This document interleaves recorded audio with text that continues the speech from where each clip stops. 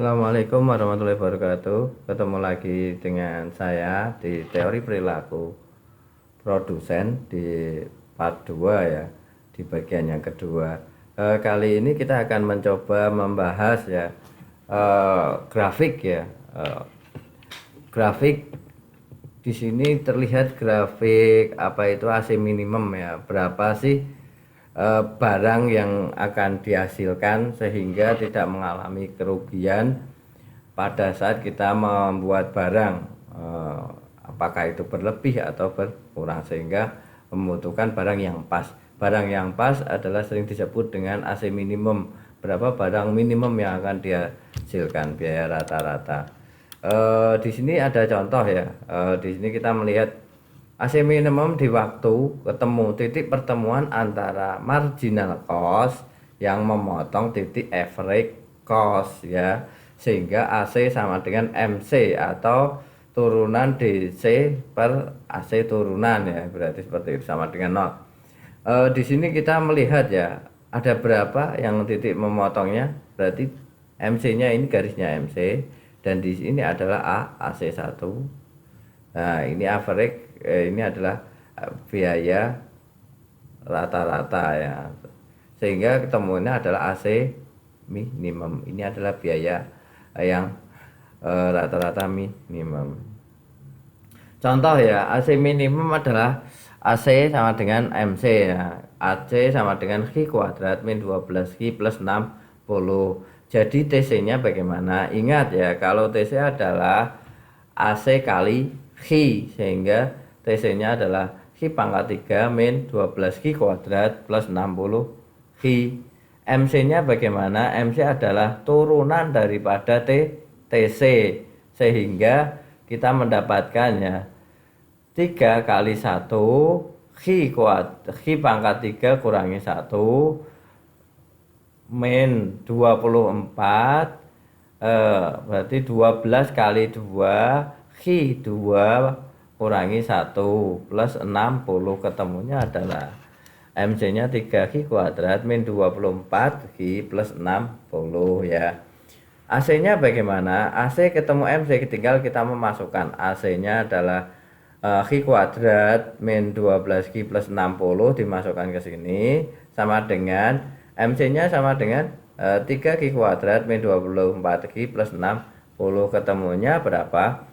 Ketemunya adalah 2Q kuadrat min 12Q sama dengan 0 ya, sehingga ini bisa menggunakan metode faktorial ya.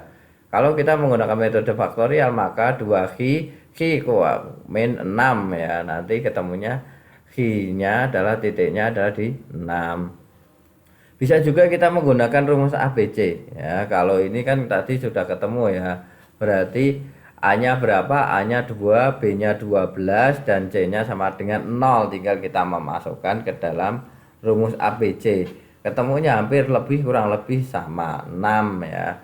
Sehingga AC minimumnya adalah tinggal kita memasukkan ya, AC Q kuadrat 6 kuadrat min 12 Q 12 kali 6 plus 60. Bisa teman-teman hitung sendiri. Contoh yang kedua adalah sama ya, sehingga kita mendapatkan AC minimum. Ini adalah latihan soal ya. AC adalah 6 min Q, tentukan TC dan MC ya. Kalau kita menentukan TC plus MC, berarti kita ya TC AC sama dengan TC per Q, berarti AC kali Q, maka ketemunya adalah min Q kuadrat plus 6Q ya. MC sama dengan TC turunan ya, maka ketemunya min 2Q plus 6 ya.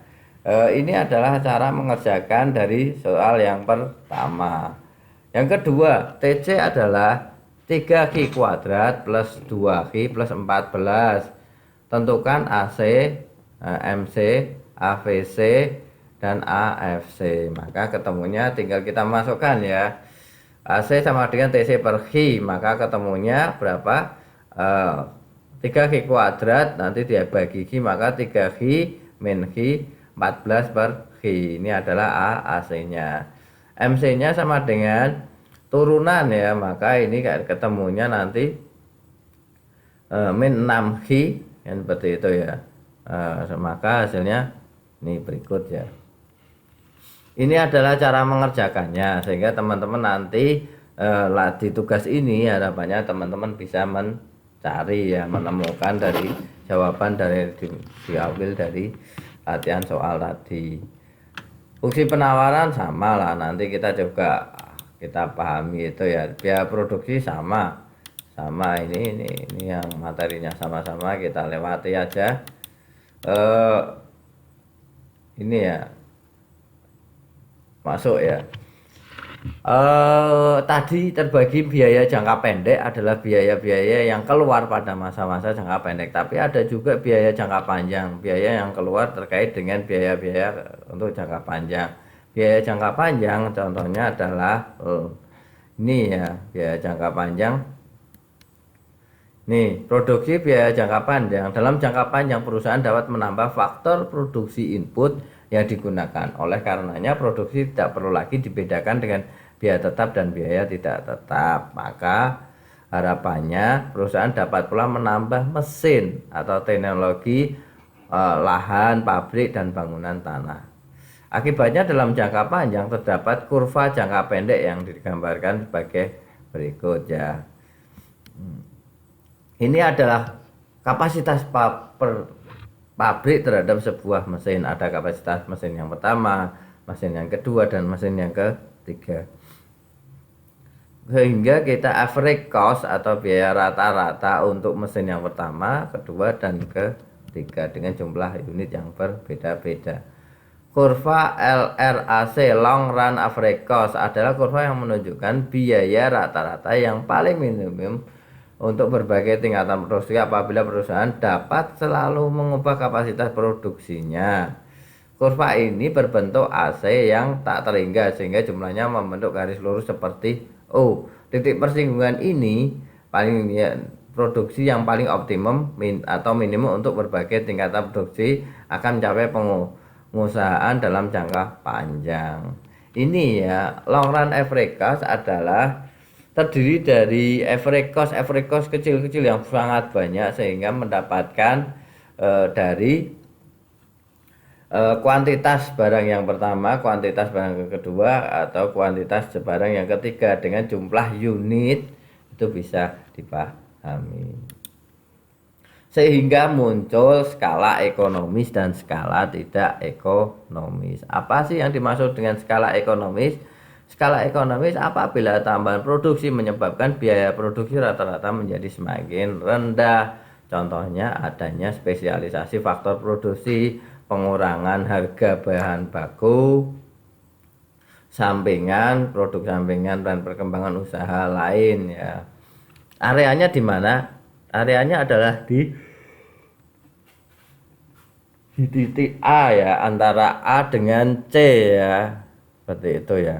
Sehingga C dengan skala tidak ekonomis adalah apabila pertambahan produksi menyebabkan biaya produksi rata-rata menjadi semakin tinggi, menyebabkan menjadi besar sekali, mengakibatkan contohnya adalah pengambilan keputusan yang sangat kaku dan memakan waktu. Ini terbagi menjadi dua. Long run average cost itu terbagi menjadi skala ekonomis, di skala ekonomis dan skala tidak ekonomis. Skala ekonomis menghasilkan spesialisasi faktor-faktor produksi, pengurangan harga dan bahan mentah, memungkinkan produk sampingan, adanya produk sampingan dan mendorong perkembangan usaha lain. Sedangkan yang tidak ekonomis adalah skala tidak ekonomis terkait dengan organisasi perusahaan yang sangat besar sehingga menimbulkan kerumitan dalam mengatur ya. Ini ya. Naik turunnya long run average cost diakibatkan karena perubahan input, harga input, dan perubahan harga output ya atau biaya. Ketika terjadinya kenaikan harga input, maka AKP-nya akan naik dan harga itu akan turun. External economies and external diseconomies. Apa sih yang dimaksud dengan external economies dan external diseconomies? eksternal ekonomis adalah faktor-faktor ya di luar perusahaan yang kalau eksternal ekonomis adalah menghemat ongkos, kalau eksternal ekonomis adalah kebalikannya, menambah ongkos atau merugikan.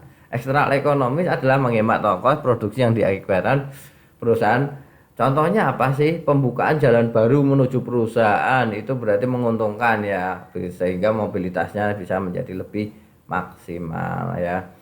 Eksternal disekonomis contohnya apa? Adanya pabrik kimia ya, misalkan di sini pabrik perusahaan di bidang makanan, Indofood sukses makanan, ternyata di sebelahnya ada pabrik kimia yang bisa menyemari sewaktu-waktu terkait dengan perusahaan di bidang makanan tersebut. Contoh soal ya, perusahaan menggambarkan seluruh biaya produksi terhadap dua tahap. Yang pertama tahap pertama dan tahap kedua. Pada tahap pertama total biayanya adalah 50 dan 80. Total kuantitas yang pertama adalah 100 dan 150, 120 dan 160. Pada saat perusahaan menginginkan yang dibuat 0, 10, 20 dan 30, apa yang dilakukan? Yang pertama adalah tentukan biaya total fixed cost, total variable cost, total cost dan lain sebagainya.